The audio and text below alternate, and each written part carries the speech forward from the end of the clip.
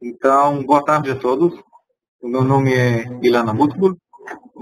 Espero que dá para vocês me ver. Estou falando aqui com vocês de Estocolmo, mas sou israelense, eu não sou brasileiro. Que quem não me conhece podia ouvir isso pelo meu sotaque. Estou trabalhando com o Teacher mais ou menos 2 anos como gratuito aqui em Estocolmo.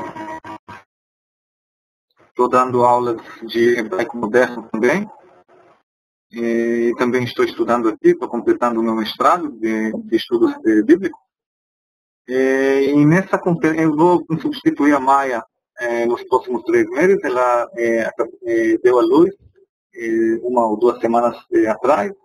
Isto vai ficar em casa com o seu bebê. E por enquanto eu vou substituir ela fazendo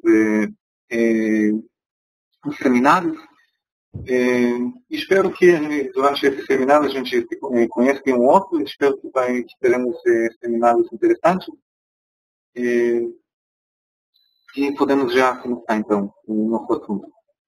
Então a gente vai falar, o assunto desse seminário hoje seria o líder, eu chamo isso de o líder ideal da literatura bíblica. A Bíblia fala sobre sobre geralmente vários tipos de liderança que existiam naquela época. Lógico que não se fala, por exemplo, de democracia ou de algumas ideias que existem hoje, mas não existiam naquela época. Então, a gente vai falar geralmente nessa aula sobre 4 tipos gerais de liderança que se encontram na Bíblia. Um tipo, não é exatamente um tipo, é o Moisés. É o líder ideal, eu já vou falar disso, que é o maior líder da Bíblia, e ele significa para nós o tipo de liderança que é o profeta. Eu podia chamar isso de profeta, mas eu queria dizer o nome de Moisés, que ele era um líder que aparece muito na Bíblia. A Bíblia fala muito dele, comparando os outros líderes com ele. É o líder maior que nós tivemos na Bíblia. Depois de Moisés tivemos o Josué, e depois de Josué tivemos os juízes, que é mais um tipo de liderança que se encontram na Bíblia. E a gente também vai falar sobre as vantagens e desvantagens de cada líder, principalmente também dos juízes, que não são reis, mas também não são paralelos de Moisés, não são equivalentes de Moisés, não são profetas também exatamente, são juízes, são alguma ideia, algum tipo especial. E depois temos os reis, que era o jeito mais comum naquela época de reinar, o jeito mais comum em outros reinados da região, da região do Oriente Antigo e de outras regiões, era reinado com rei e com liderança que passa pelo sangue, passa do pai para o filho e assim continua com essa genealogia. Mais um tipo de liderança que se encontra na Bíblia que eu teve a dúvida se eu posso chamar isso de liderança ou não é só eu, é um debate entre os acadêmicos sobre os anciões, se é uma liderança, o que era exatamente, se eram líderes mesmo, ou se eram só algum instituto que faz o contato entre o povo e o governo. A gente não sabe exatamente o que era, mas também era algum instituto que teve alguma importância e por isso que vale a pena dedicar, quando que se fala sobre liderança da Bíblia, sobre esse tipo de liderança também. Então a gente vai ver alguns exemplos hoje, a gente vai ver os textos e a gente vai ver coisas positivas que o texto fala sobre esses líderes e coisas negativas, e eu também vou oferecer a minha opinião, como que eu acho, o que eu acho que a Bíblia está tentando dizer sobre esse assunto de liderança, que eu acho que os escritores da Bíblia teve a sua opinião, e essa opinião a gente encontra muito claro nos textos que a gente lê, esses textos do jeito que tem que entender eles. Elida, você tem alguma pergunta?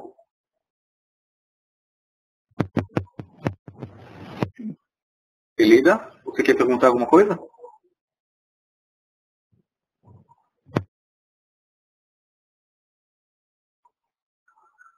Parece que não, então vamos continuar. Vamos começar com o Moisés. O Moisés, como já falei, o líder ideal.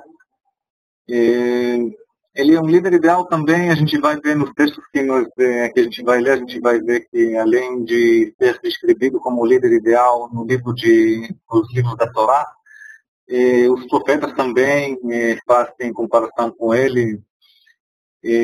Na memória coletiva do Israel antigo, o maior profeta que existia era o Moisés. E também dá para a gente ver que, por exemplo, o Elias, na história de Elias, por exemplo, tem comparações com Moisés. O Elias também chega no Monte Horeb, na Sinai, para conversar com Deus. O Josué também, o texto está tentando fazer uma comparação entre os dois. Os dois dividiram o rio. É um líder que todos os outros líderes que chegaram depois querem ficar parecidos com ele. Mas ainda tem esse respeito, dizendo que líder como Moisés não vai repetir mais não. Então, vale a pena a gente ver o que era tão especial com Moisés, o que ele teve, o que a Bíblia conta sobre ele, como líder e como uma pessoa, a gente já vai ver. Vejo que tem algumas perguntas, então podemos fazer uma paradinha para atender. Então, quem tem alguma pergunta, levanta a mão, por favor, que assim fica mais fácil para mim ver.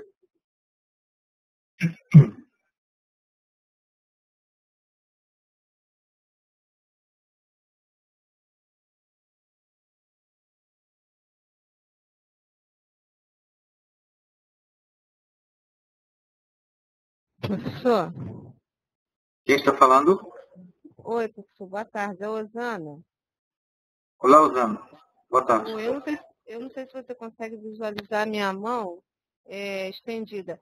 É quando você falou em relação aos anciãos, seriam aqueles que, né, pelo nome, inclusive, pelo adjetivo, eles eram homens experientes, eram considerados sábios, muitos procuravam até conselhos dos anciãos para tomarem determinada decisões, enfim.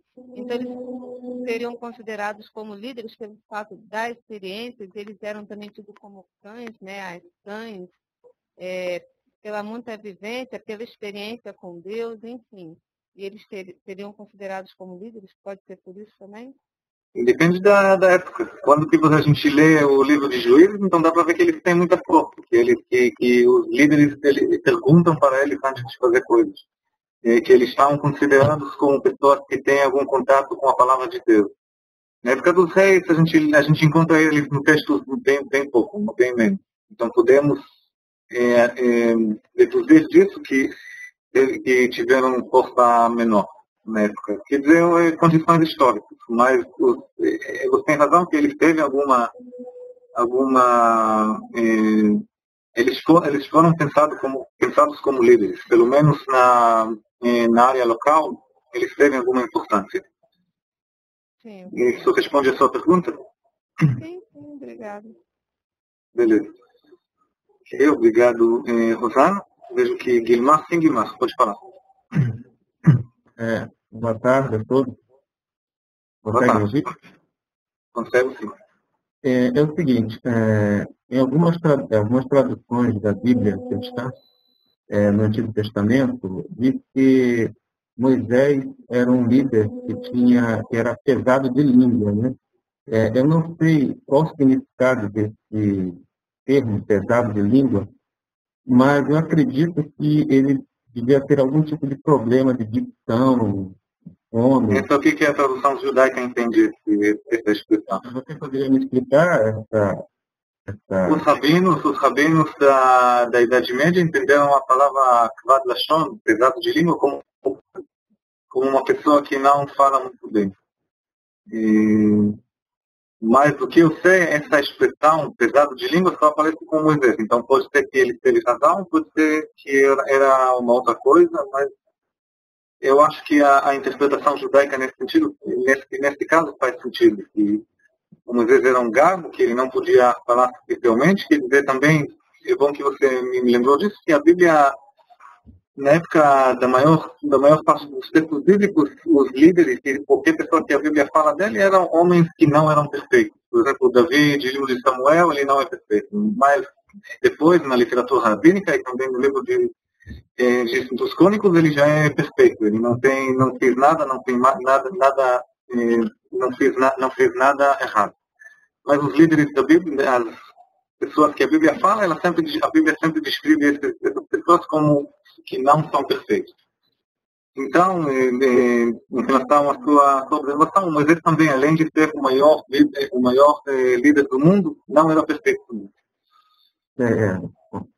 Correto. Eu acho que se eu estou pensando por que a Bíblia achou isso importante, a gente pensar disso, é para lembrar isso. É questão de registrar.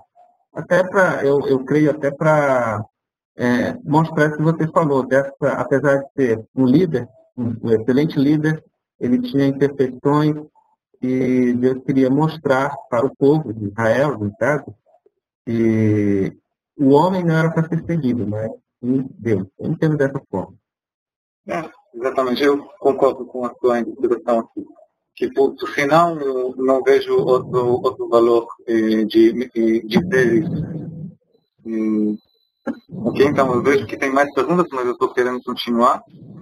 Então vamos ler alguns versos descrevendo Moisés. Alguém aqui dos estudantes que já estão participando no grupo pode ler para mim?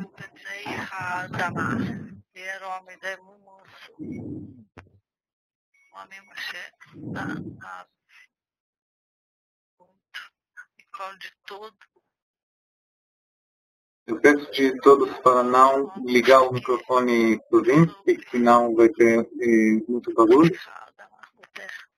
Então, eu vou pedir de Levi, você quer ler esse verso que nós temos aqui?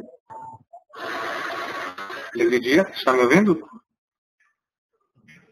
Estou ouvindo.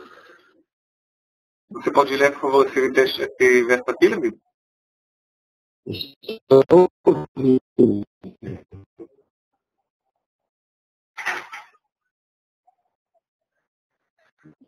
Não consigo ler. Eu estou te ouvindo mal, estava ouvindo mal, um aluno lendo antes, então...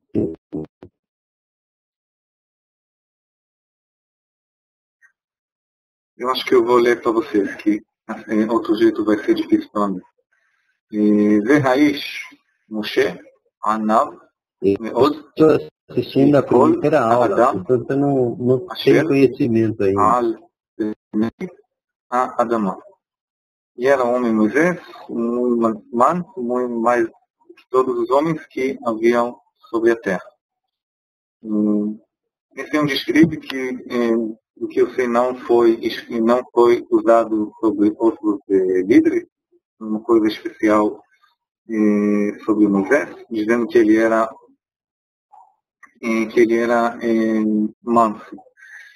Tem outros líderes também que a Bíblia descreve como mansos, mas aqui a Bíblia fica muito clara dizendo que Moisés era muito manso. E também, continuando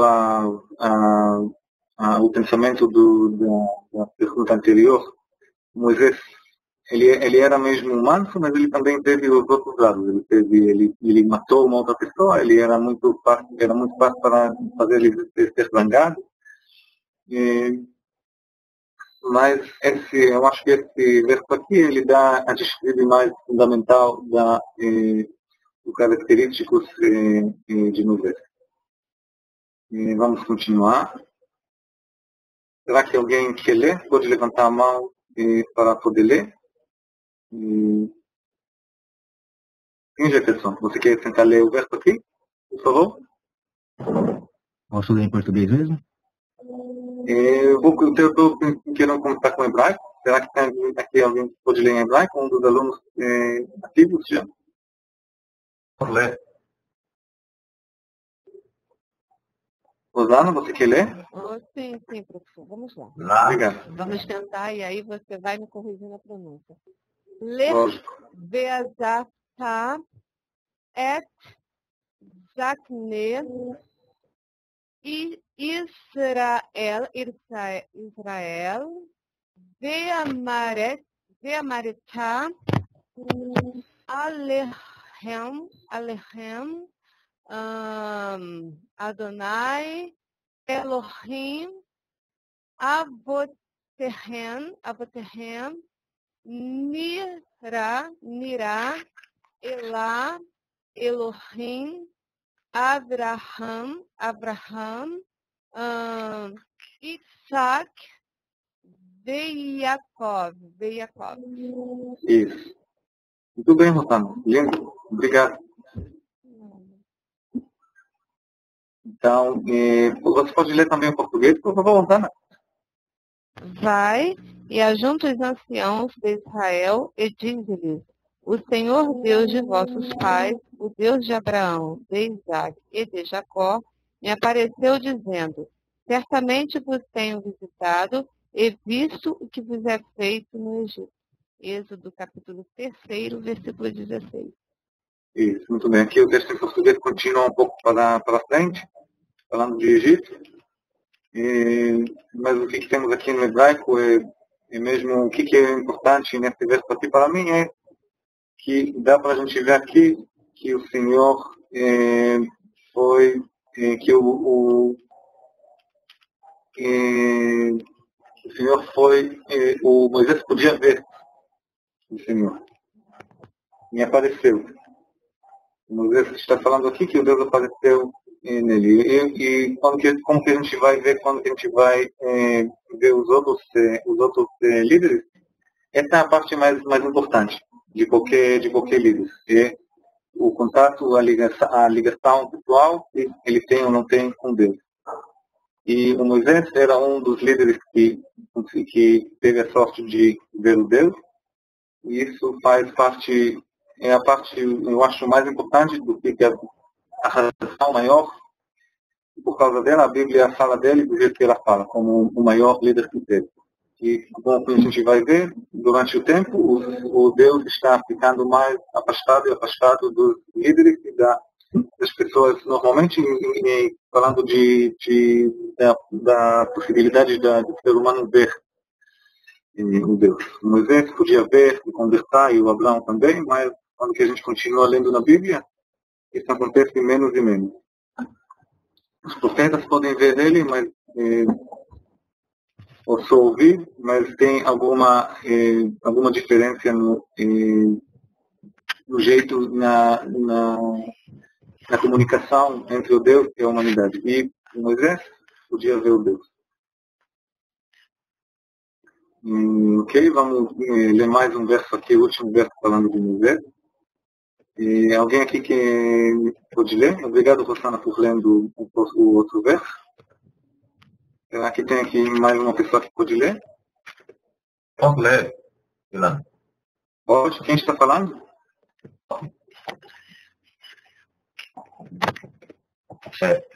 Pelo Can Navim, Ode de Israel, Kemeshihá,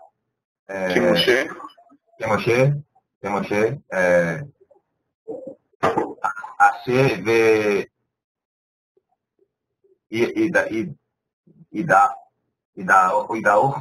Idaor, Vehaya Panim al Panim. Tudo bem, Roque. E Adonai, Panim al Panim. Esse aqui é a tetragrama, que é o assunto do seminário anterior. Não pode Tudo bem, Roque. Você pode ler também em português, por favor? E nunca mais se levantou em Israel profeta algum como Moisés, a quem o Senhor conhecera face a face. Deuteronômio 34, versículo 10. Obrigado, Roque. Tá? E...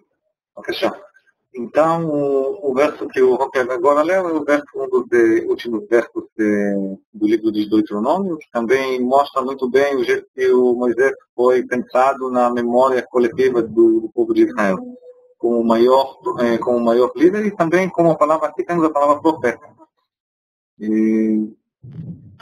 Do que eu estou conseguindo lembrar agora, a palavra profeta não aparece no livro o Moisés não é descrito como profeta no significado clássico da palavra. Ele não era profeta como Gesias, como Jeremias, não é um dessas coisas não.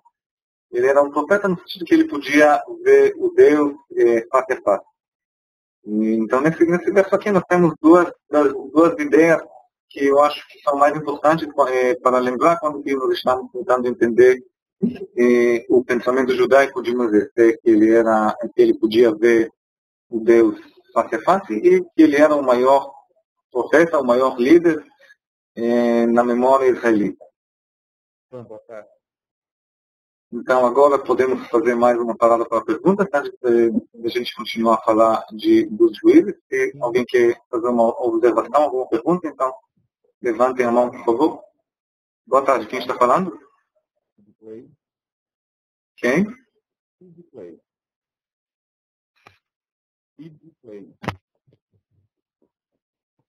Você quer fazer uma pergunta, alguma observação, Eli?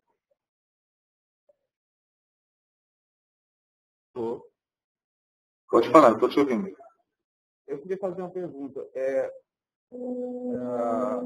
Israel, a cultura fala que Deus é um Deus que não tem intermediadores.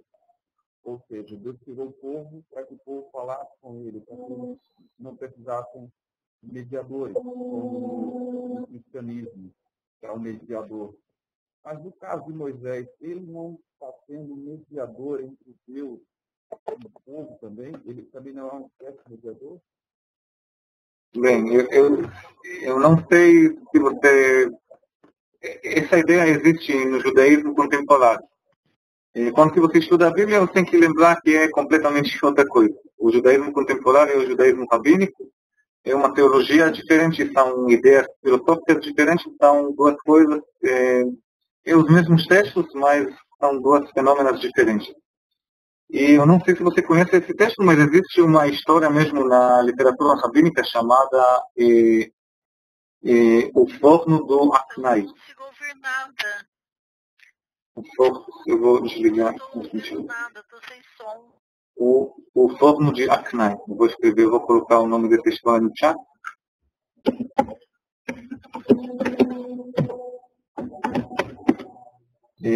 Que naquela história, tem uma história dizendo que teve algum debate entre os sábios sobre algum forno, se ele é puro ou não.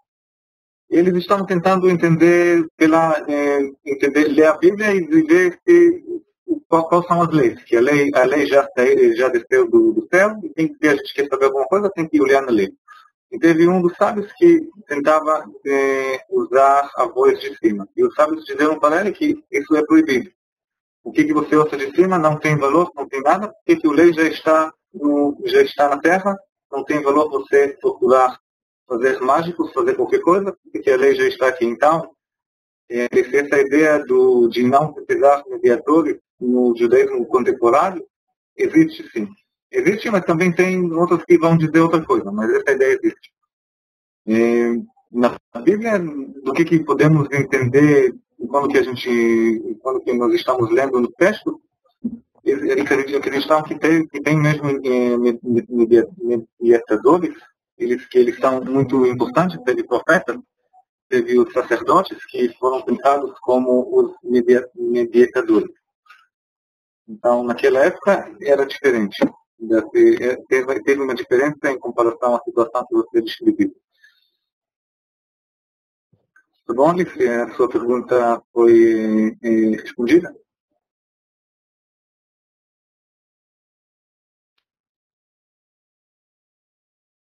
Alice, está me vendo? Diz que não. Podemos fazer mais uma pergunta? Professor? O que, Alice? fez um pouco isso. Não consigo ouvir nada. Não estou ouvindo nada. Não sei o que aconteceu. Não consigo ouvir nada. Tá bom, então vamos continuar.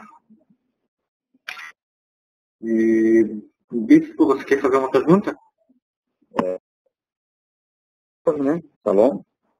Shalom. Professor, eu estou aprendendo algo legal aqui hoje. Eu sempre aprendi, né, assim, na cultura cristã, que Deus ele falava através de anjo. Aí eu estou vendo aqui no hebraico, o senhor está ensinando aqui que realmente era o próprio Deus que aparecia para Moisés, não anjo, né? Certo. Então, nesse caso aí, então, não era anjo, né? Realmente era o próprio Deus que falava com Moisés, né? Depende de quem você pergunta. Eu acho que as interpretações rabínicas dizem que era um anjo.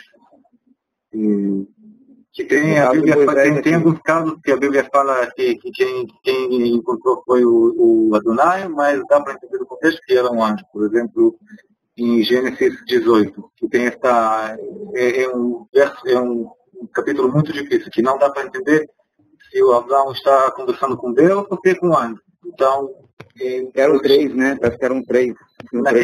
Naquela vez teve 3, sim, era muito difícil entender o que estava acontecendo lá.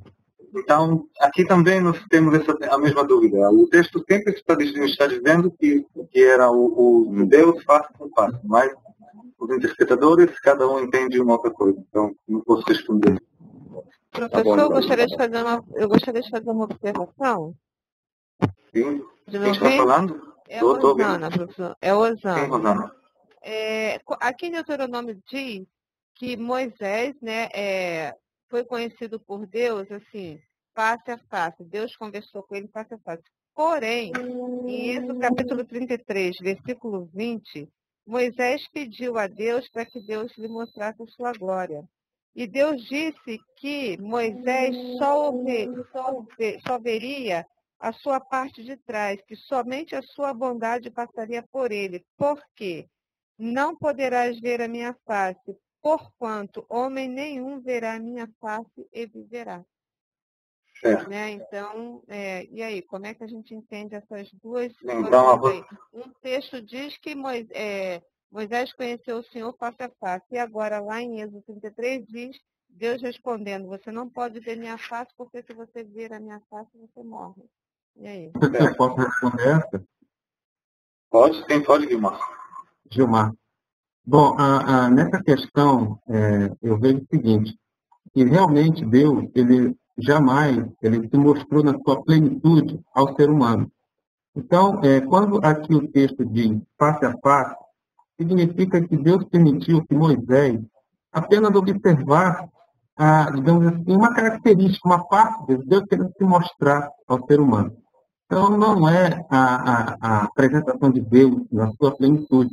Até porque nós, como seres humanos, não suportaríamos ver Deus face a face.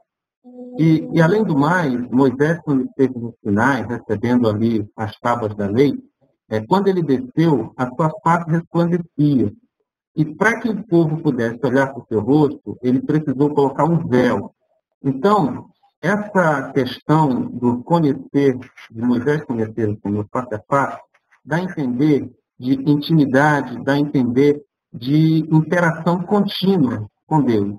E não necessariamente seria um contato físico, né? Essa é a minha contribuição. Não, eu concordo. E também como a questão dos anjos também. Também existe essa opção, né? Também. Na literatura das interpretações também existe uma interpretação dizendo que a parte de Deus, na verdade, era um dos anjos de Deus por causa daquela fé, Rosana, que a gente encontrou durante a Bíblia, dizendo que quem vê, que um ser humano que veja a parte de Deus vai morrer. A gente encontra isso com Moisés, com Sansão também, com muitos outros exemplos, que existia aquela fé que qualquer pessoa, ser humano que veja a parte de Deus vai morrer. Mas o fato, Rosana, é que eu não tenho uma boa resposta para você. Pode ter tem a resposta do Guilmar, dizendo que não é exatamente a face, teve um veio. Ou será que era só as costas, do jeito que está escrito em Êxodo? Ou será que eram os anjos? Mas são interpretações. O que o texto aqui está querendo dizer exatamente, eu não sei te dizer. Sim. Ele usa uma linguagem antropomórfica, né, para que nós possamos nos comunicar com ele. Então, muitas vezes, esses textos, face a face, a mão de Deus, é que para a gente possa entender aquilo que Deus quer falar. Né? Então, eu entendo que muitos textos do Antigo Testamento, eles estão nesse sentido para que a gente possa entender o que o autor está querendo passar para gerações futuras, como no caso, nós, no século XXI. Né? E com relação aos anjos também, né? O povo naquela época, eles viviam muito sob uma atmosfera assim, de que os deuses, né, vários povos da antiguidade tinham essa ideia, vivia sob um misticismo. Né? Então, eu creio que o escritor ele também estava envolvido dentro dessa atmosfera de misticismo. Então, isso era comum do povo daquela época. Então, por isso que muitas coisas que hoje nós entendemos, lógico, a gente não perde a nossa fé, a gente não tem nenhum tipo de crença nisso, mas é necessário a gente entender essas minúcias que estão aí inseridas dentro de si. Eu vejo dessa forma. Né? Anjos são anjos e Deus pode usar a linguagem que Ele quiser. Né? Eu entendo dessa forma. Existe uma dica em hebraico dizendo que a Bíblia o Tanakh, a Bíblia foi escrita em língua de ser humano. Foi escrita em hebraico, não é só hebraico, é hebraico bíblico de uma época, o hebraico é uma língua cananeu, e essa foi a língua que foi usada por Deus, então tem essa coisa que é difícil de descrever alguma coisa divina com palavras de um idioma de ser humano. Então existe essa interpretação também. A gente tem que contextualizar. Então a gente não pode... do melhor jeito que a gente pode. Também nem sempre é possível. Ok. Obrigado, Guilmar, pela sua observação. Estou querendo continuar, então vamos deixar se tem mais perguntas, então se vai sobrar tempo depois que eu vou terminar tudo, então podemos continuar essa discussão. Então vamos começar a falar dos juízes. Então, depois da liderança de Moisés, o povo entrou na Terra Santa, teve uma época de Josué, teve uma época dos anciões, e depois não tive um rei ainda, não tive profetas, tive os juízes. Os juízes são uma coisa muito especial, se a gente pensa na perspectiva histórica, de uma sociedade que não tem rei, que não tem líder, que também passa a liderança por sangue para o filho. São só alguns salvadores que aparecem, fazem algum campanha, ganham em alguma guerra e depois eles sumem. A gente não encontra eles mais não. Mas do jeito, podemos entender o que o texto acha dele se a gente lê o jeito que eles estão descrevidos. Então vamos olhar em alguns exemplos dos juízes e depois eu vou fazer algumas dicas gerais sobre o livro de Juízes. Vamos começar com esse texto aqui. Será que tem aqui alguém que pode ler para a gente o texto em hebraico?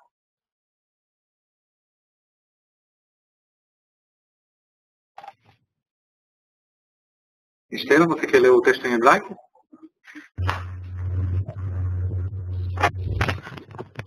Estela, você está ouvindo? Sim. Dá para você ler o texto em hebraico, por favor, Estela? Sim, deixa só eu estar aqui. Juízes 3.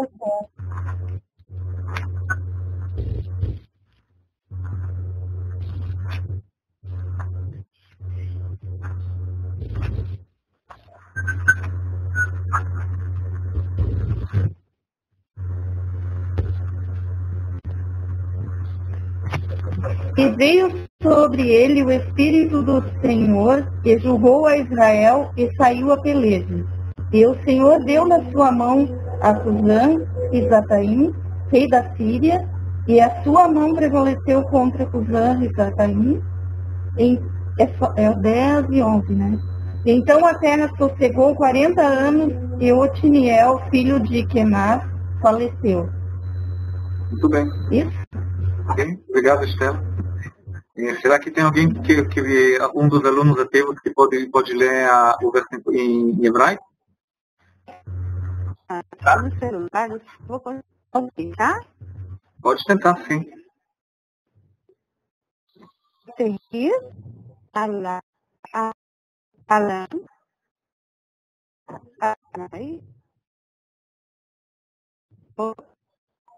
esse vai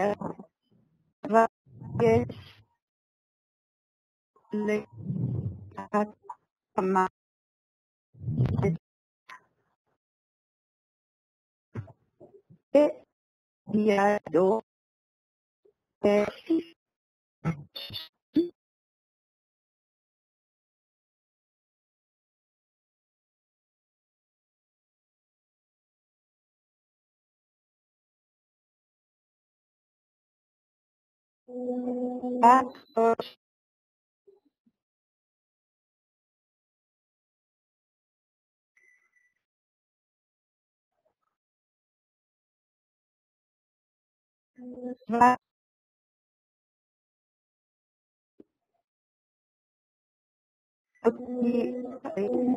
Esse Otniel, sim.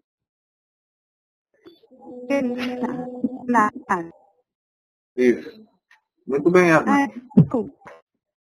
Não, foi lindo. Muito bem, muito obrigado.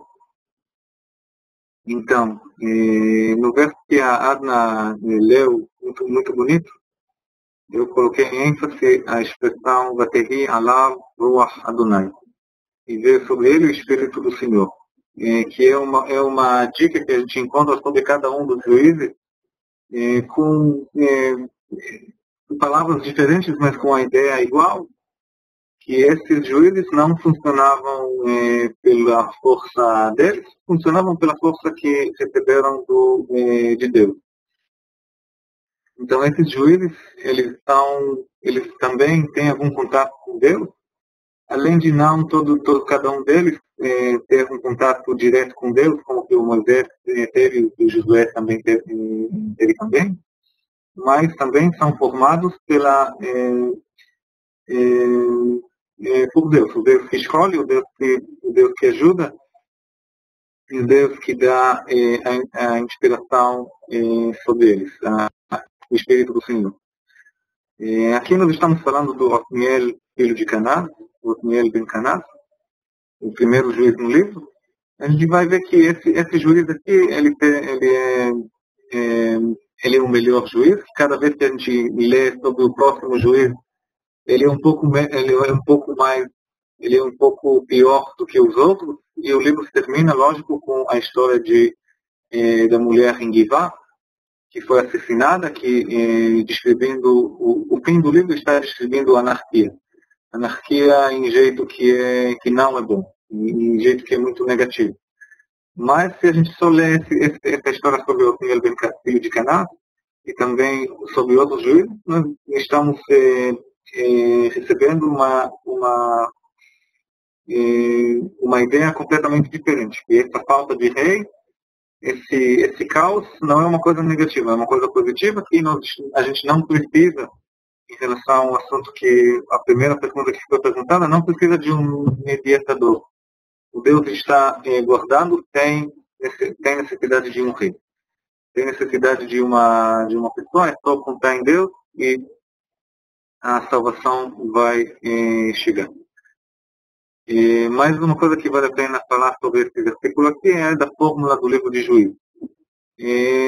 Cada vez o povo peca, depois do povo pecar, o povo pede de Deus de alguma salvação, o Deus escolhe alguma pessoa para salvar, dá em cima dele o espírito dele, essa pessoa sai em guerra, ganha na guerra e salva o povo, depois a terra fica quieta, 40 anos, ou cada vez alguma época diferente. 40 anos de repente é uma coisa que hoje em dia só poderemos sonhar sobre tão muito tempo de repente. E depois também está escrito que ele morreu, e depois também aqui não está aparecendo que esse juiz, o Samson, o Otniel, o Ehud, filho de Gerá, o Gideon, e julgou o povo 20 anos, 40 anos, porque época de tempo que está aparecendo. Essa é a fórmula, então essa é a fórmula de cada um dos juízes. Tem um povo pecando, o juiz está salvando, depois a terra está quieta, e depois o juiz continua a julgar, e depois ele morre. Vamos ler sobre mais um juiz que se encontra no livro. Será que alguém pode ler o texto em hebraico aqui? Alguém que não participou ainda? Ok.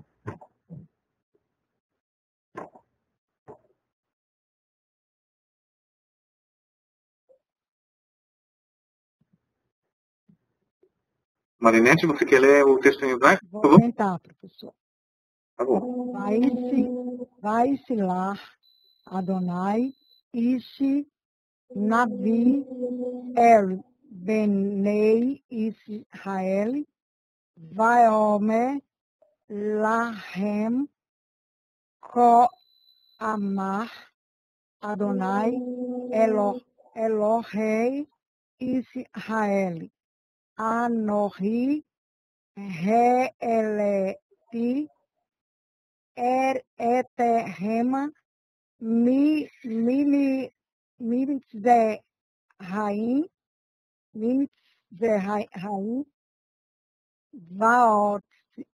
Vaotzi, Eterema, Mibeti Avadim. Muito bem, Marinete. Sim, pode continuar. Sim. Enviou o Senhor um profeta aos filhos de Israel, que lhes disse: assim diz o Senhor, Deus de Israel: do Egito eu vos fiz subir e vos tirei da casa da servidão. Isso. Muito bem. Obrigado, Marinete. Será que você sabe também sobre qual profeta, sobre qual juiz que nós estamos falando nesse contexto? Alguém sabe?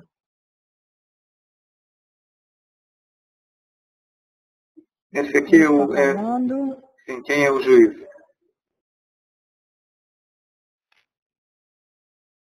Juízes, que está falando aqui, são profetas de Israel, que ele disse. É Sansão? Não, Moisés aqui não. É Sansão? Não, é o Gideão. Certo. Gideão? Sim, é o Gideão aqui. Gideão. Muito bem. Muito obrigado, Marinete. Vou desligar o seu microfone para poder continuar a falar. Eu coloquei um Gideão aqui, que eu acho ele, quando que nós estamos falando da atitude da Bíblia sobre esse tópico de liderança, o Gideão é o líder mais interessante que tem.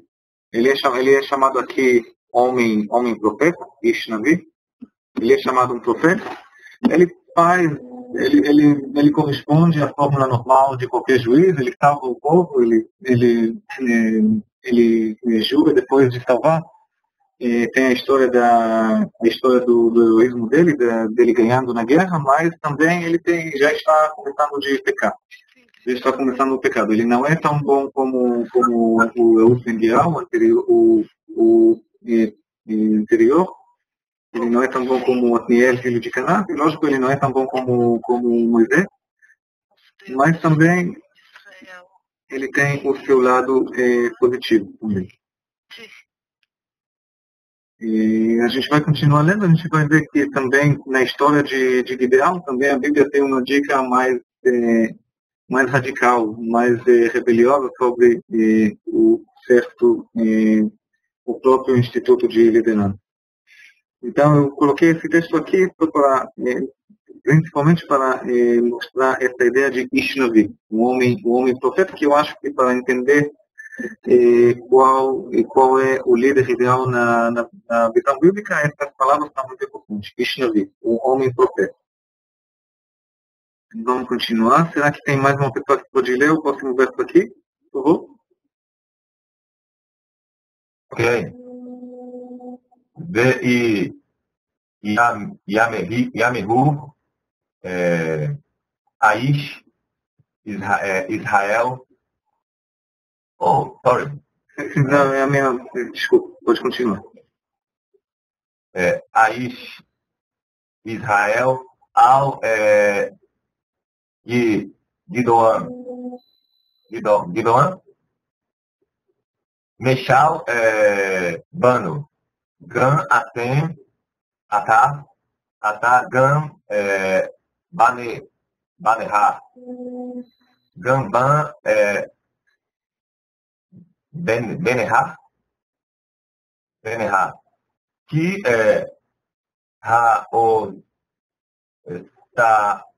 Taitaná, Oxatanu, Tatano, Meiad,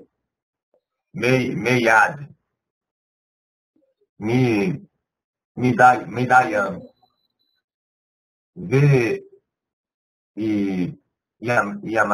Yamer, Vayomer, Alehem, Gadoam, Lo, Elishul,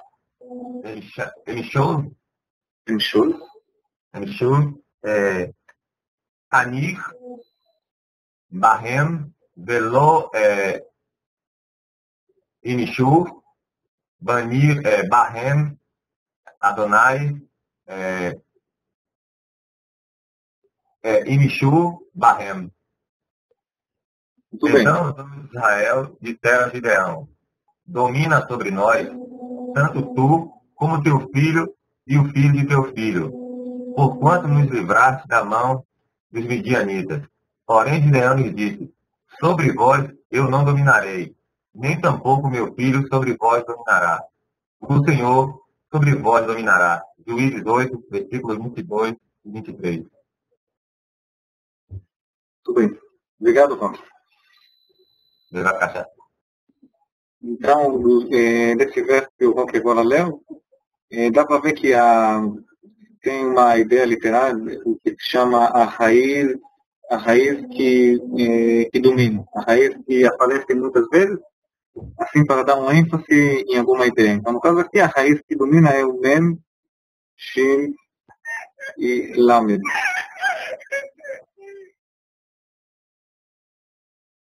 O Mashal, a raiz Mashal, que é de reinar. Gidon diz Lo Emshol, na primeira pessoa. Esse aqui indica a primeira pessoa do futuro. Não dominarei, o meu filho não dominará, o Deus dominará. Então, dessa ideia aqui, a Bíblia está dizendo alguma coisa que o livro está dizendo assim, de jeito que não é direto. Nesse texto aqui, o texto está dizendo muito direto. O rei é uma coisa negativa. Quem escreveu esse texto aqui tem essa ideia que rei e reinado e ter rei é uma coisa negativa, é uma coisa que não é favorita. Então, qual é a alternativa? Adonai Inshol, o Deus vos dominará. Que é uma ideia muito rebeliosa se a gente pensa em época que reino era o único instituto que existia. Não existia democracia, não existia alguns outros tipos de políticos igual na Grécia ou todas essas coisas, que tudo bem antes. E já naquela época teve algum grupo de pessoas que eu posso até chamar eles de anarquistas, dizendo que não precisa ter um rei. E o que vai ter em vez do rei? Vai ter o reino de Deus. E o que quer dizer? Como que isso aparece normalmente o que isso mesmo quer dizer o reino de Deus? A gente não podemos saber exatamente. Podemos adivinhar que tem uma ideia de alguma lei que todo mundo aceita, e uma lei que todo mundo conhece, e que cada vez que precisa que tem algum problema militar, tem algum juiz que salva. E que, além disso, não precisa de um rei que vai tomar conta dessas coisas. Então, aqui o texto bíblico está dizendo, de um jeito que é muito claro, que rei é uma coisa negativa. Não precisa de ter um rei. E...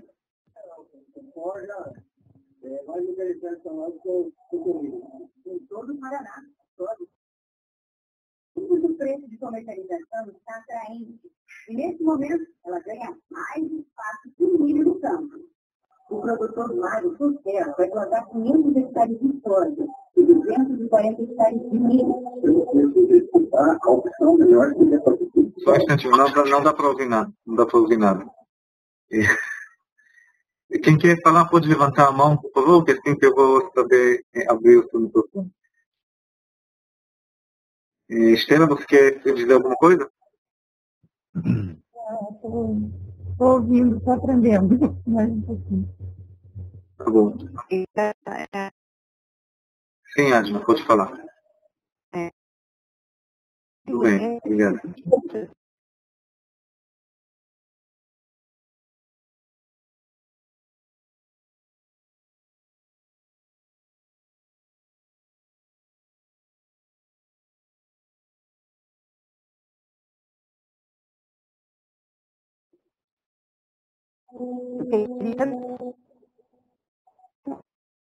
Porque quando você escolher rei deles, Deus se mostrou para, mas não queria, ele teve a vontade do povo. Essa é a opinião minha, essa é a opinião que eu estou trazendo nessa classe. Tem opiniões outras que não aceitam a minha opinião, e principalmente dizendo que se você ler a história, as primeiras histórias de Saul, você vai ver que quem escreveu essas histórias pensou que ter um rei é uma coisa muito positiva. E a mesma coisa aplica também com Saul, e claro, lógico que a mesma coisa aplica também na época de Davi. Na época de Davi, a Bíblia, as cartas da Bíblia contando essa história tem textos lá que dá para entender que quem escreveu esses textos pensou que rei é uma coisa muito positiva. Mas, olhando em tudo, eu estou mais próximo da minha opinião pessoal contigo. Eu acho que a mensagem da Bíblia é que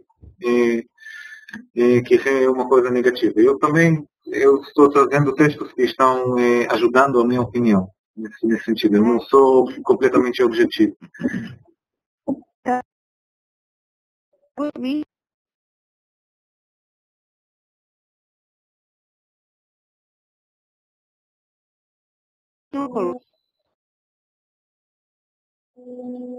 eles pediram, deu o pedido do povo. Mas também se você pensa do rei Davi, que é um rei que é o filho de Davi vai ser uma filha. Que o Deus e o Davi tem uma aliança. Só o descendente de Davi tem um jeito de reinar. Então tem atitudes diferentes dentro da Bíblia mesmo. E que a Bíblia preserva, podemos dizer, partidas diferentes. Uma partida contra o rei, uma partida contra um rei especial, uma partida em favor dos sacerdotes, dos profetas. Temos muitas atitudes, mas eu concordo com você, a gente já vai chegar nisso, dizendo que o rei não é a opção favorita da Bíblia. Eu concordo, mas a gente já vai chegar nisso. Então, mais uma pessoa só e vamos continuar. Quem está falando? Vilmar? Vilmar.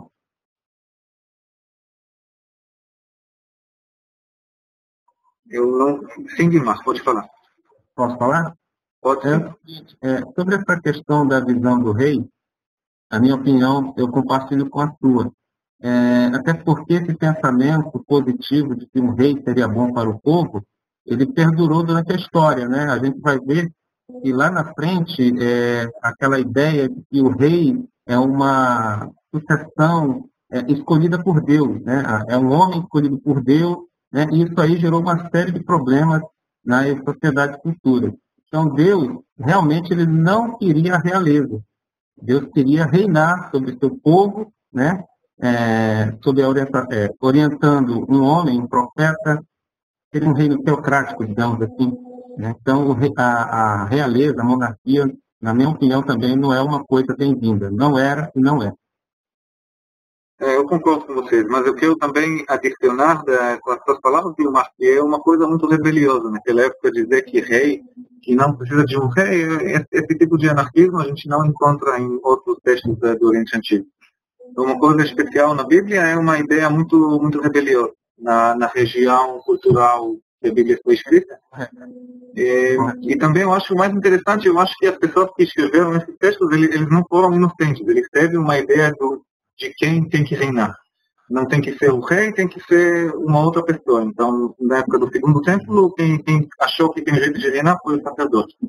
E os reis foram mesmo os sacerdotes, que não foram chamados reis, mas ainda foram reis na prática de qualquer jeito. Então,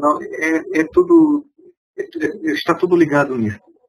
Então, teve naquela época algum grupo de pessoas dizendo que rei não é uma coisa necessária. Então, antes de continuar a falar dos reis com mais detalhe, que é o último parte do nosso seminário, eu quero que a gente leia esse verso aqui, que um dos interpretadores alemão chamado Von Rad disse sobre essa poema, a Fábula de Jotam, a poema mais antimonarquista da literatura da história do ser humano. Então, tem aqui uma pessoa que pode ler para nós esse texto? Posso ler? Pode. Vaiomer Ha'atat El Haishin In Beemet Atem Mosherim Oti Lemelek Alechem Biu Asu Besili Veim Aim Tese Esh Min Atad Vetoakal At Areze Alebanon. Desculpa, tá mal, hein? Muito bem, Elida. Lindo. Nos pode ler também em português, por favor?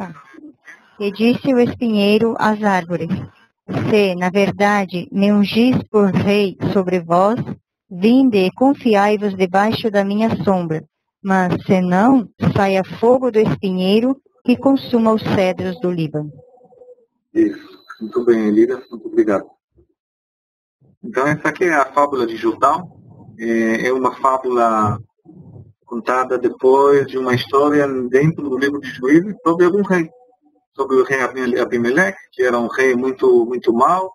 A Bíblia descreve ele do jeito mais negativo que pode, assassinando todos os seus irmãos. Foi matado por mulher, que no pensamento bíblico é uma humilhação muito grande. E também não conseguindo ganhar nas guerras. É uma ideia de descrever o rei como uma coisa muito negativa.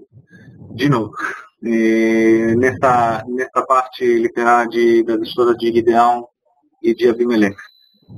Então, nessa fábula aqui, eu só trouxe o fim da fábula, eu não podia trazer tudo, mas eu recomendo muito para todo aqui de ler a fábula do início, toda a história do juiz número 9. É uma fábula muito interessante nessa pergunta do como que a Bíblia veja a ideia de rei. Tem alguns textos que discutem essa pergunta em jeito direito. A maior parte da Bíblia se fala disso indicando, sem falar direito. Será que é por causa da presença de algum rei que não deixou falar? Será que é por causa de que pensava que é claro para quem está lendo? Ou as pessoas que estavam lendo os textos na época que foram escritos, várias razões, mas esses textos aqui são exceções, no sentido que discutem esse assunto em jeito direto. Então vamos continuar o terceiro instituto de liderança que se encontra na Bíblia. Ontológico, os reis. Instituto mais comum no mundo antigo. E no povo de Israel também existiam leis. Então eu vou alguns alunos já fizeram lembrança, já falaram desses textos falando sobre o rei. Então a gente vai repetir isso com mais detalhe e também ver alguns exemplos de como que a Bíblia fala de rei quando que fala diretamente. Então vamos continuar lendo. Será que alguém pode ler esse verso também? Sim, Maria Rodrigues. Boa tarde. Tarde. Tudo bem? Não, acho que eu toquei errado aqui, tá levantada a mão. Era no texto anterior que eu ia me oferecer para ler, mas pode continuar. Não, então pode ler também aqui, não tem problema nenhum. Mas não sei. Tudo bem. É para eu ler? Sim, por favor.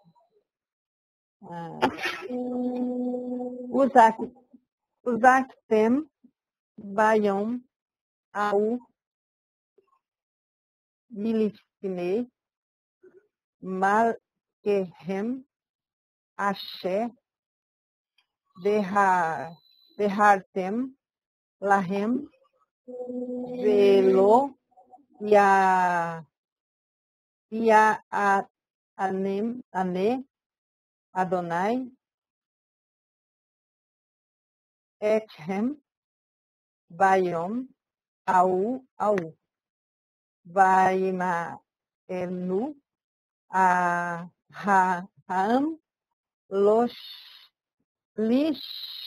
Lishmoa Beekol Shmuel Bayomeru Lo Ki Im Mele Adonai Alenu. Isso, esse aqui não é o Adonai, é o verbo ter no futuro. Um dos casos raros do verbo ter aparecido.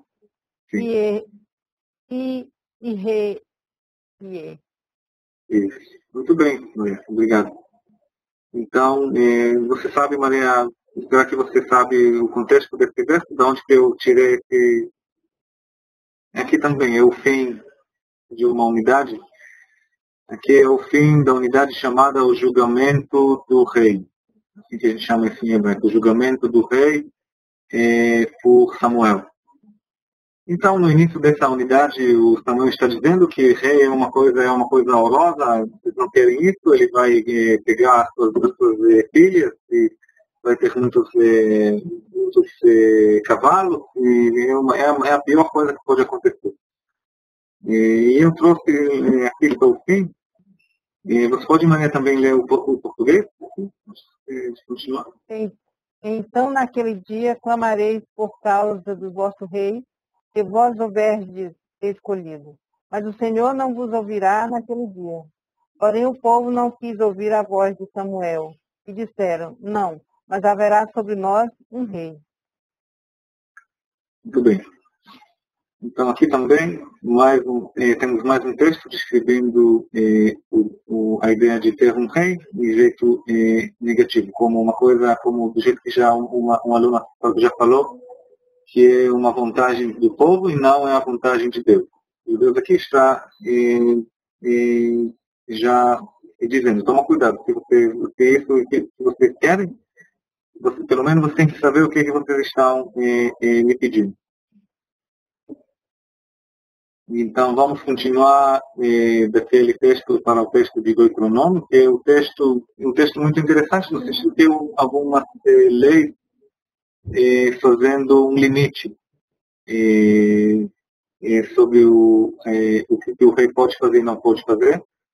E aqui também uma ideia muito rebeliosa, que não existe em outros reinados, limitando a força do rei. Mas temos isso aqui no livro de Deuteronômio. Então, vou pedir de uma outra pessoa para ler. Obrigado, Maria. Maria Tereza, você quer ler para a gente, por favor, esse texto aqui?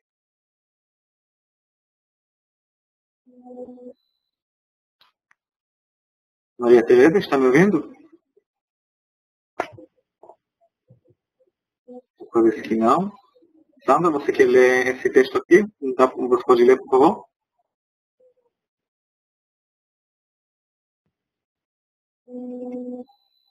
Não estou ouvindo. Quem mais levantou a mão?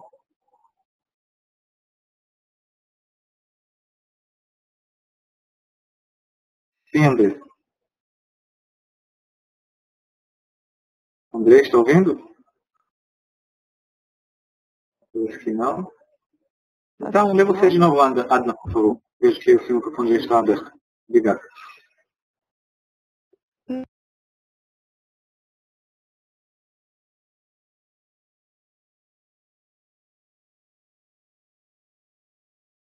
Sim.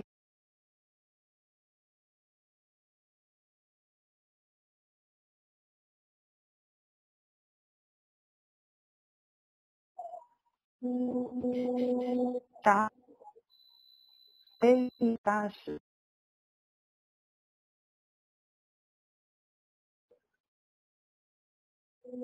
Virar.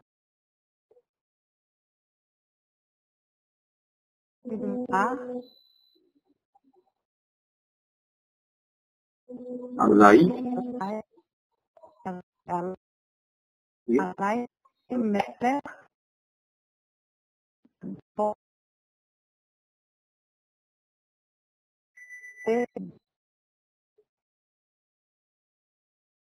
Vivosai. Se vivosai. Isso. Muito bem, Adna.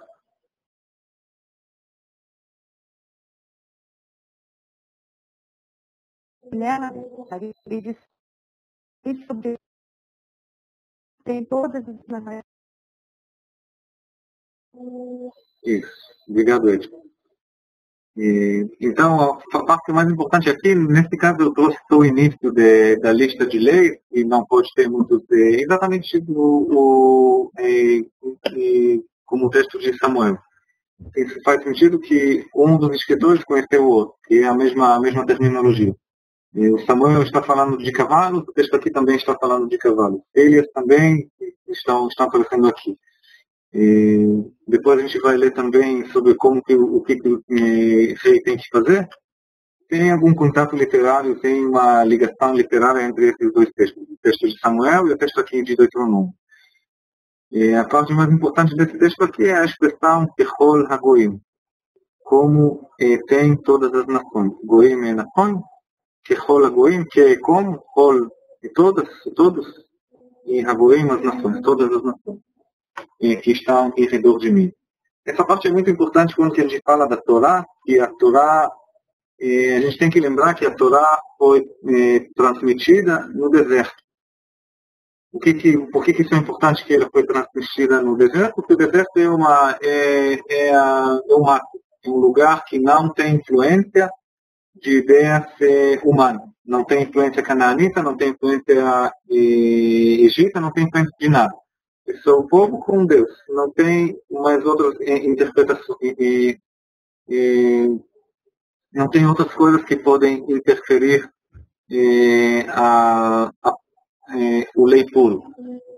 E quando a gente fala que rola não é certo, e que a lei, o texto bíblico teve muitas influências dos povos da região, mas esse jeito da Bíblia descrever a lei como uma coisa divina, que é afastada do mundo cultural, que é uma coisa que é diferente do mundo cultural, que é uma coisa direta de Deus, no deserto, onde que não podia ter uma interferência, esse é o que é importante. E então toda a Torá é uma coisa do deserto, é uma lei pura, mas essa lei do bem é uma coisa que rola boi, é uma coisa como todas as nações. Não é uma coisa que não é uma coisa divina, não é uma coisa pura, não é uma ideia que tem no deserto, é uma ideia que se encontram de fora.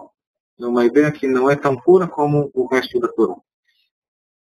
É isso que eu queria trazer esse texto aqui.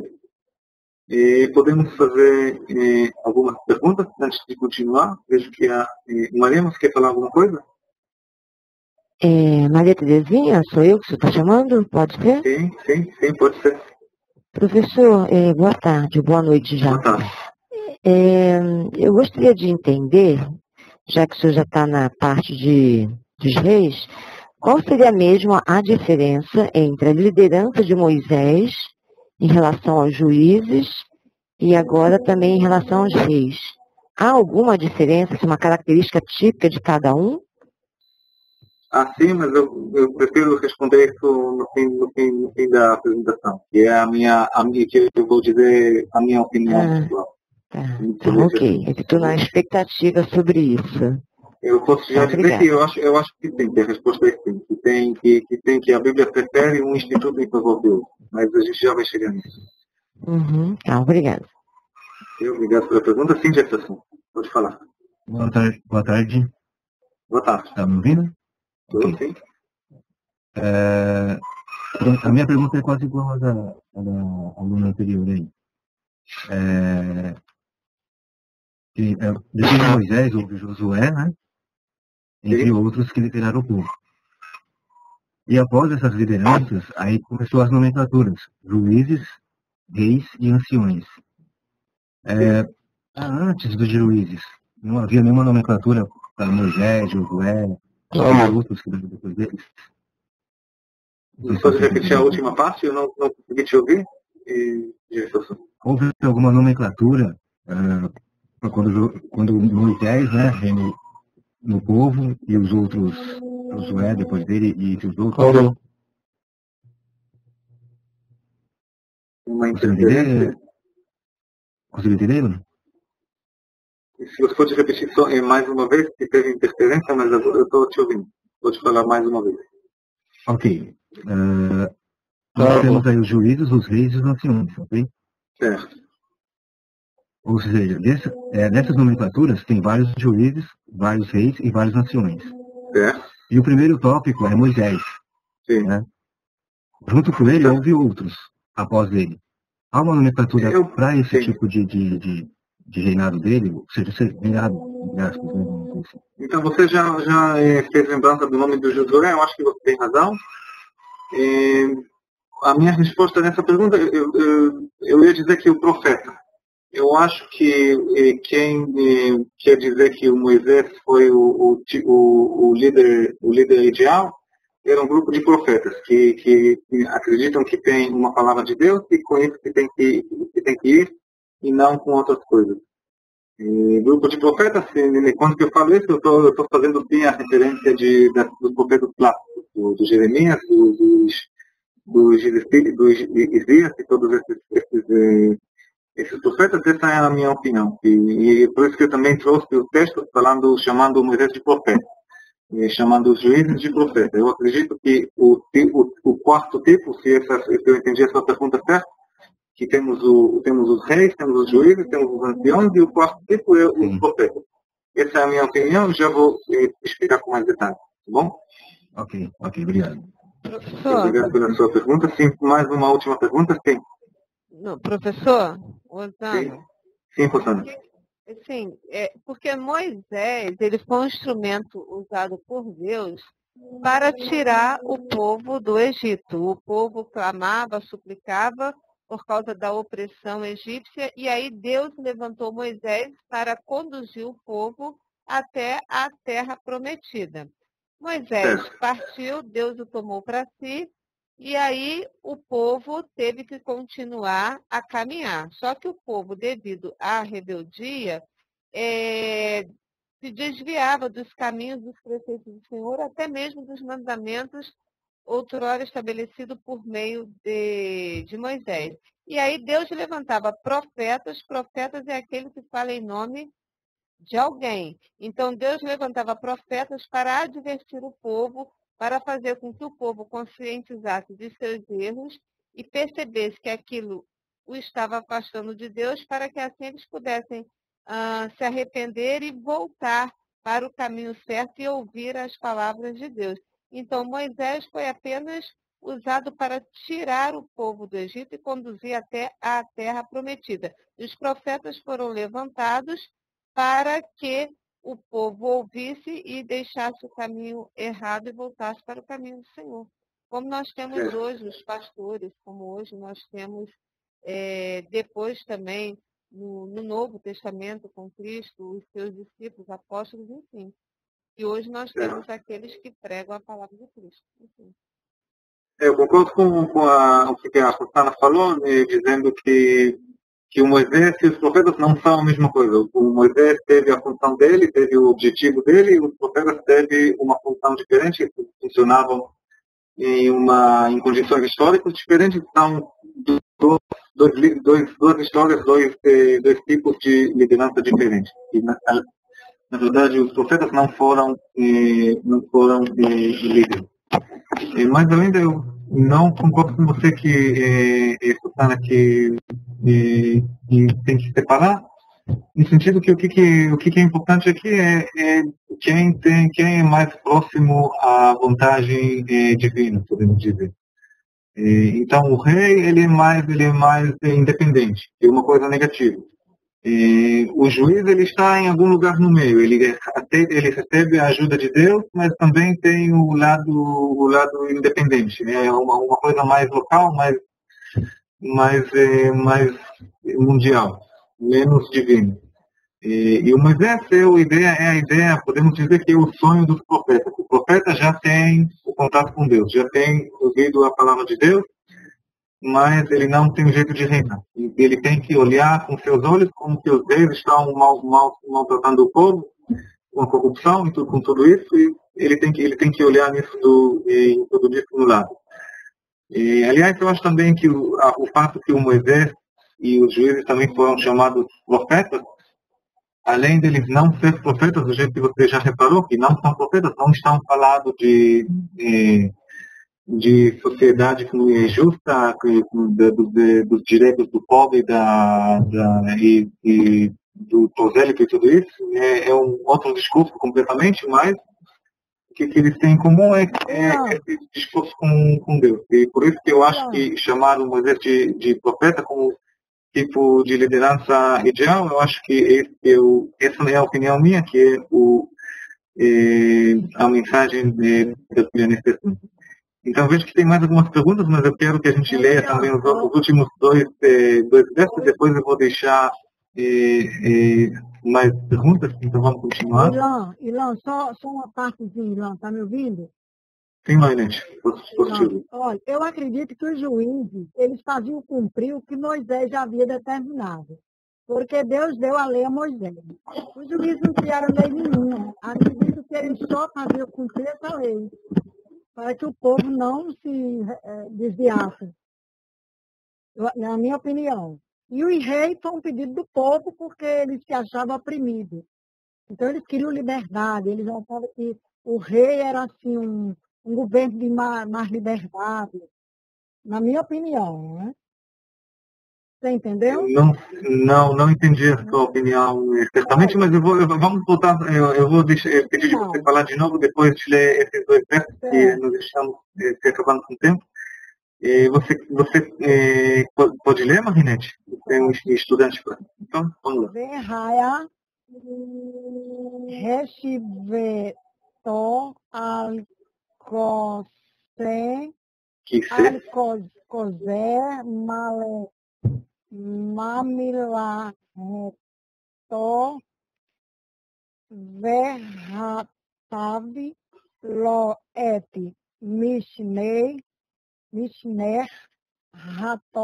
Hatora, Razot, Alice, Tefer, Milifenoi, Hakohamim, Halevim. Muito bem. Será também que quando se assentar sobre o trono do seu reino, então escreverá para si no livro um traslado desta lei, do original que está diante dos sacerdotes levitas. Muito bem, Marinete. Muito obrigado. Muito bonito. Então aqui nós temos o descrito este verso aqui é a continuação do verso anterior, da lei, as leis do rei. Então tem nessa parte os limites do reino do rei, e também aqui estão descritos em jeito positivo o que o rei tem que fazer. Então ele tem que escrever, ele tem que sentar no seu trono, escrever a lei diante dos sacerdotes, os levitas, Kohanim, Levim, os sacerdotes, os levíticos. Então aqui também eu estou um pouco crítico, dizendo que será que esse texto aqui também está tentando dar força em um grupo de Israel em favor do outro. Teve o grupo dos sacerdotes e dos levíticos, e esse texto aqui também está, nós podemos aqui observar algum tenso entre os sacerdotes, o Instituto dos Sacerdotes e o Instituto dos Reis. Essa é uma interpretação. Outra interpretação é que se já tem um rei, prefiro que não, mas se já tem um rei, esse rei tem que acompanhar as leis que estão escritas na Torá. E tem que escrever, tem que copiar, tem que memorizar, porque senão esse rei não é legal. Ele não tem o jeito de reinar se ele não aceita as leis que foram dados, que foram transmitidos pela Torá. Então, agora eu quero fazer o último assunto dessa aula, é os anciões, que não posso fazer discussão nenhuma sobre a liderança, sem falar algumas palavras sobre eles, que não estão associados com o nosso discurso anterior, mas eu acho que vale a pena também encontrar esse fenômeno aqui também. Então, temos mais um texto aqui. Eu vou pedir, será que tem aqui alguma pessoa que pode ler para a gente esse último texto dessa aula? E com isso que terminaremos os slides. Posso ler? Ok, obrigado. Vailehu Zikne Gilal Lakaha et Ipeta Neares Eres Tov Vayomhu Le Ipeneta Leka Vehayat Lanu Lekasim Kasik Venilahama de Benu Amon. Ai, que difícil. Não, estava lendo ele. Obrigado. Obrigada a então, você. Esse verso aqui, só para falar dos anciões, é um instituto mais misterioso. A gente não sabe exatamente o que eles estavam fazendo naquela época. Mas aqui, por exemplo, podemos ver que eles têm o jeito de oferecer alguma pessoa, de ser o chefe. Eles têm o jeito de escolher se o povo vai sair em guerra contra um outro povo ou não saíram. Eles têm alguns direitos aqui. A gente encontra também esses anciões na história de Salomão. O Salomão tira a força que ele teve em favor de dar a força para as pessoas dele, que vão reinar de jeito federativo, podemos dizer. Então, mais um tipo de liderança, temos os reis, temos os juízes, temos os profetas e também temos os anciões. E a gente não sabe exatamente o que eles estavam fazendo, mas quem escreveu esse texto achava que não precisa de explicar.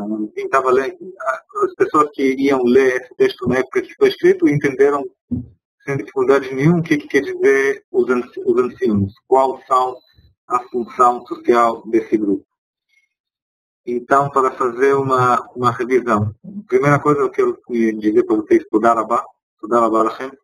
Muito obrigado para vocês. Era um seminário muito gostoso, muito interessante, as coisas que eu ouvi vocês discutindo comigo. E eu acho que não preciso mais repetir a minha opinião. Eu acho que o instituto favorito da Bíblia é o Instituto dos Profetas. O profeta é uma pessoa que tem, de algum jeito, um contato direto com Deus. O Deus pode dizer para eles exatamente o que tem que falar, o que tem que fazer, o que não pode fazer. reinado que não é divino, reinado que não aceita as leis da Torá é um reinado corrupto, que não é negativo.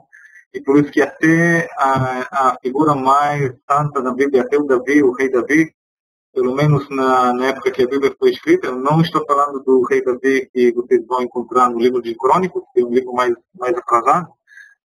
O rei Davi da Bíblia é uma pessoa que não era um rei bom, é um rei bom. Na maior parte dos textos, alguns textos vão dizer que ele era uma figura muito boa, ainda é o pai do Mashiach. Então, dentro da Bíblia tem várias atitudes, mas eu acho que a atitude mais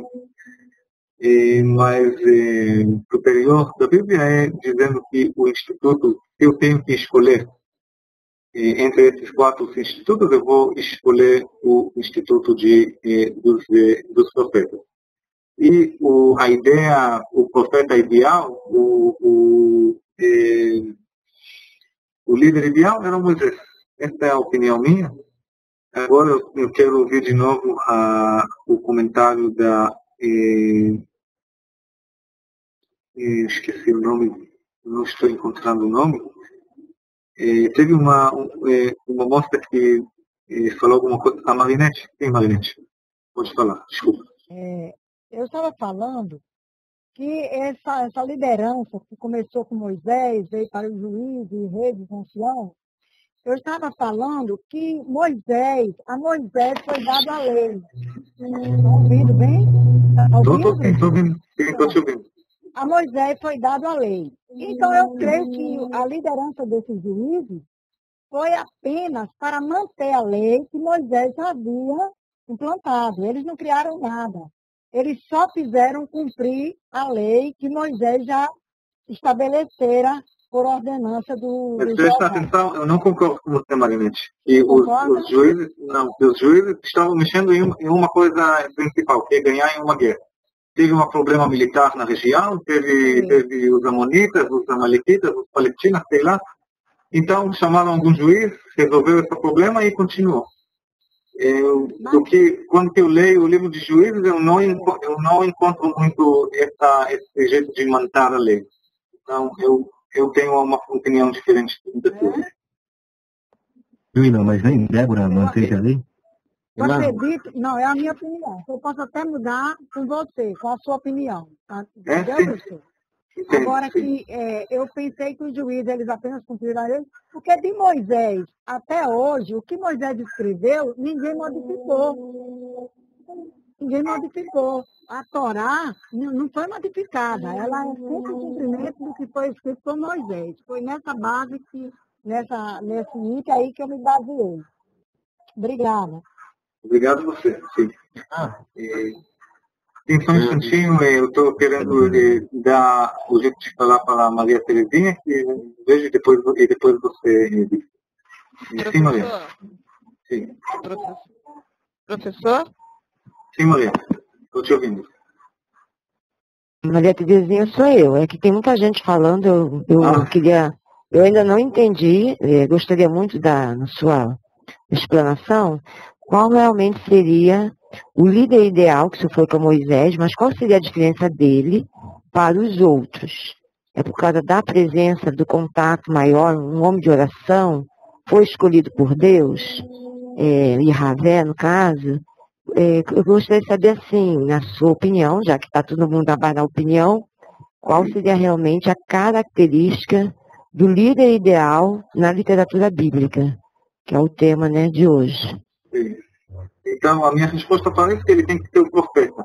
No sentido não de saber o futuro, no sentido de ter algum contato com Deus, o Senhor. E que tem que ser escolhido, que é uma coisa que eu não sei se pode passar por sangue.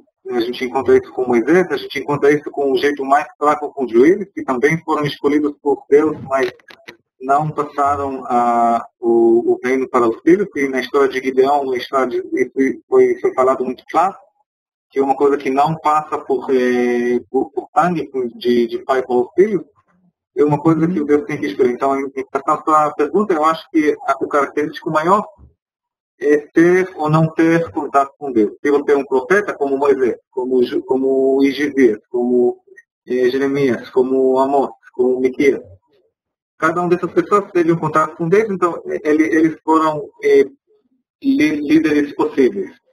Reis, por exemplo, que não mexem, reis mexem em fazer guerra, em ter muitas mulheres, em manter a vida do dia a dia do seu reinado. Manter o poder, né? São menos adequados, são menos parecidos com Moisés.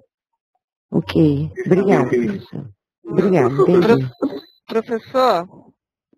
Sim, não sei quem está falando, mas... É Osana. Veja bem, Moisés, ele foi um líder, né, o qual nós consideramos muito, e Deus também teve uma grande apreciação por ele. Só que os 10 mandamentos, ele escreveu aquilo que Deus ditara. Primeiramente, Deus escreveu as tábuas com os seus dedos, né? Mas quando ele desceu, que viu o povo totalmente envolvido com a idolatria, ele ficou tão irado que ele quebrou as tábuas. E aí Deus ditou. Dessa vez, na segunda vez, não foi Deus quem escreveu. Deus ditou para que Moisés... Então, o texto, né, dos 10 mandamentos não é nada de Moisés, é de Deus, né? Moisés foi apenas um porta-voz, um instrumento que Deus usou, como ele usou os outros também, cada um com a sua função, cada um com a sua missão. Com relação aos reis, Davi errou muito, só que a Bíblia diz que Davi foi um rei segundo o coração de Deus, porque ele errava, mas ele se arrependia e ele pedia perdão, ele era humilde. Ele mesmo dizia, apesar de ser rei próspero, ele diz o que na sua palavra, que ele era totalmente dependente de Deus. O que conta para Deus, nós erramos, desagrada a Ele, só que quando a gente se arrepende genuinamente, ele nos perdoa. Então, todos eles foram apreciados por Deus, são apreciados por nós, mas cada um teve o seu deslize, cada um teve o seu erro, inclusive Moisés. O único até hoje na Bíblia que ninguém pode falar que pecou foi Cristo. Os demais todos pecaram e pecarão. E se você ler também o livro de Crônicas, você vai ver que o Davi não pecou naquela vez. Quer dizer, eu acho que é uma questão de, não sei em português a palavra, de fashion, como tem alguma época que os escritores usam uma técnica literária, tem épocas que usam uma outra, então na época bíblica até o Moisés foi descrevido como uma pessoa que não é perfeita. Por exemplo, Davi do livro de Crônicas era perfeito. A mesma coisa também podemos dizer sobre o Abraão da literatura rabínica. O Abraão da literatura rabínica não errou, não fez erro nenhum. Então podemos ver, Rosana, que tem essa diferença da época literária, podemos dizer, dos escritos, em relação a pessoas que pecam ou não pecam. Tá bom, então não sobrou muito tempo para nós, então eu vou voltar o primeiro slide aqui. Qualquer pergunta ou dúvida que tem sobre esse assunto, ou sobre qualquer outra pergunta ou observação que quer fazer, vocês podem me escrever um e-mail. Vocês podem escrever para mim esse e-mail. Eu peço de vocês para tentar, se tem alguma pergunta, alguma dúvida, para me escrever um e-mail mais curto, que do jeito que vocês já podem entender. Lendo em português para mim é um pouco difícil, então se a sua pergunta da observação vai ser mais curta e direta, vai ser mais fácil para mim para entender todos os e-mails que vão ser enviados. Professor, muito boa sua disposição, parabéns, viu? Obrigado. Muito obrigado a todos e desejo a vocês um Shavua Tov, Shavua Matsuyan, uma ótima semana para vocês e encontraremos em 2 semanas de hoje de novo, Deus quiser. Obrigada, professor. Até mais. Obrigada, valeu. Tchau, tchau. Obrigada, professor.